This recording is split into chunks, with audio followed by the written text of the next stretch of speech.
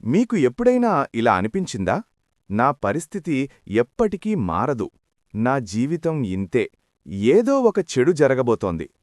ఒక్క ఆలోచన, అవును, ఒక్క ఆలోచన మీ జీవితాన్ని పూర్తిగా మార్చగలదని మీరు నమ్ముతారా?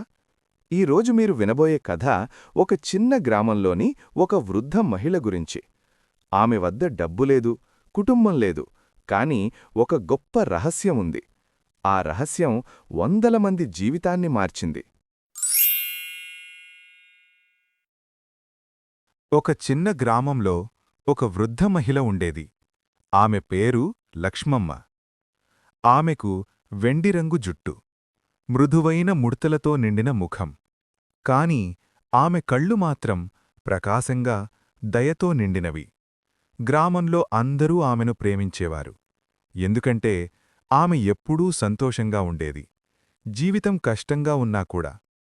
ఆమె పెద్ద మర్రిచెట్టు పక్కన ఉన్న ఒక చిన్న ఇంట్లో ఒంటరిగా ఉండేది. ఆమెకు పిల్లలు లేరు, భర్త చాలా సంవత్సరాల క్రితమే మరణించాడు. కాని ఆమె ఒక్కసారి కూడా ఫిర్యాదు చేయలేదు.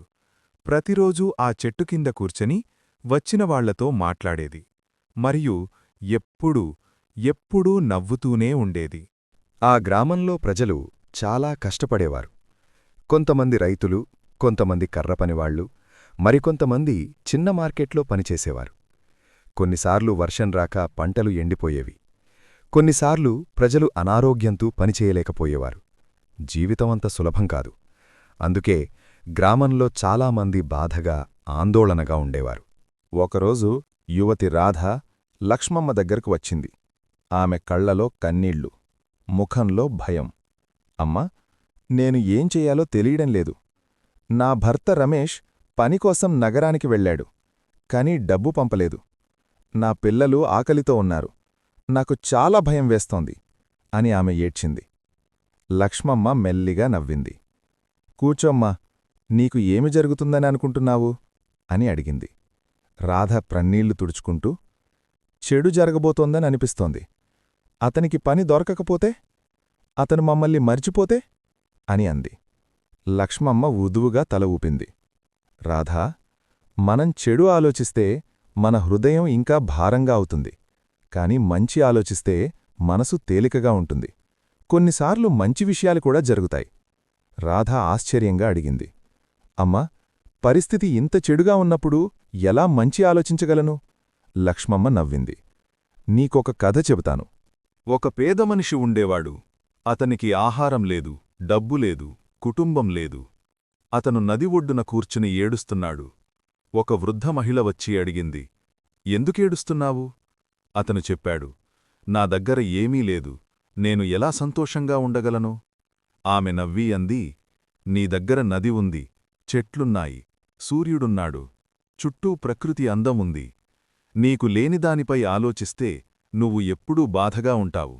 కాని నీకు ఉన్నదానిపై ఆలోచిస్తే నీకు శాంతి లభిస్తుంది. ఆ మనిషి ఆలోచించాడు. ఆ రోజునుంచి అతను తన చుట్టూ ఉన్న మంచి విషయాలను చూడటం ప్రారంభించాడు. అలా అతని జీవితం మారడం మొదలయ్యింది. లక్ష్మమ్మ రాధను చూసి అంది. అది మాయవల్ల కాదు, అతని ఆలోచన మారింది కాబట్టి అతని జీవితం మారింది. మన ఆలోచనలు మారితే మన హృదయం తేలికగా ఉంటుంది, సమస్యలను ధైర్యంగా ఎదుర్కోగలం. రాధ మెల్లగా అడిగింది, నిజంగానే నా ఆలోచనలు నా జీవితాన్ని మార్చగలవా?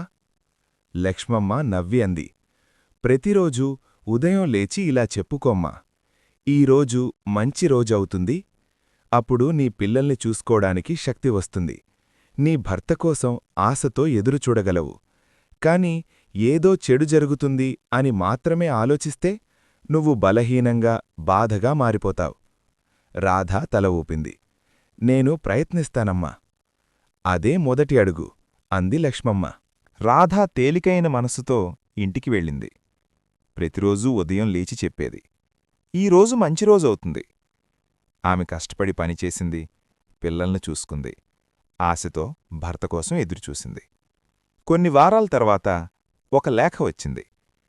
రమేష్ నగరంలో పని సంపాదించాడు, డబ్బు పంపుతున్నానని రాశాడు. రాధ ఆనందంతో లక్ష్మమ్మ దగ్గరకు పరుగెత్తింది. లక్ష్మమ్మ నవ్వి అంది, చూశావా అమ్మా, మనం మంచి ఆలోచనలు చేస్తే మనం మంచి విషయాలను ఆహ్వానిస్తాం. సమస్యలు ఎప్పటికీ ఆగవు. కష్టాలు వస్తూనే ఉంటాయి. కాని గుర్తుంచుకోండి, పరిస్థితి కంటే ఆలోచన శక్తివంతమైనది. సమస్య కంటే మన దృక్పథం పెద్దది. మన ఆలోచనలు మన భవిష్యత్తును నిర్మిస్తాయి. ఆ గ్రామంలో లక్ష్మమ్మ ఇచ్చిన ఒక చిన్న పాఠం వందల మందికి జీవితం మార్చింది. ఇప్పుడు నేను మిమ్మల్నడుగుతున్నాను, రేపు ఉదయం లేచినప్పుడు మీరేమి చెప్పుకుంటారు? నా జీవితం ఇంతే నా? లేదా ఈరోజు మంచి రోజు అవుతుంది నా? ఎందుకంటే మీ జీవితం మారే రోజు మీ ఆలోచన మారే రోజే.